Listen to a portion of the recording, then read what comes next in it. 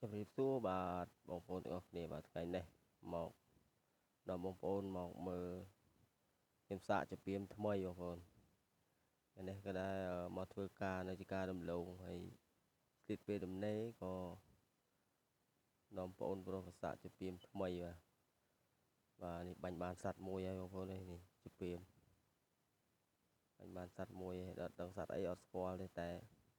គេបាញ់បានមួយគេអណាសាកជំរាបថ្មីជំរាបខ្ញុំមកឆ្មានេះជំរាបបងប្អូនខ្ញុំមកស្ដេះនេះ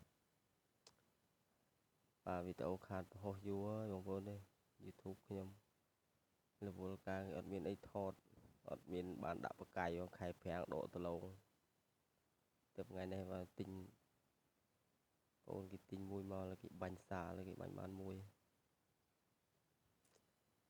ទៅថ្ងៃនេះមានការបានបាញ់បងប្អូននេះរវល់ខ្លាំងបាញ់បានមួយគេអគេពីណាថាជាពេលមិនអត់ត្រូវបាញ់ត្រូវណាឲ្យតែចេះបាញ់ហាត់បាញ់យូរទៅត្រូវ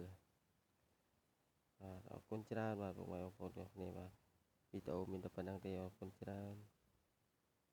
ជម្រាបលារសាររវល់បានថតវែង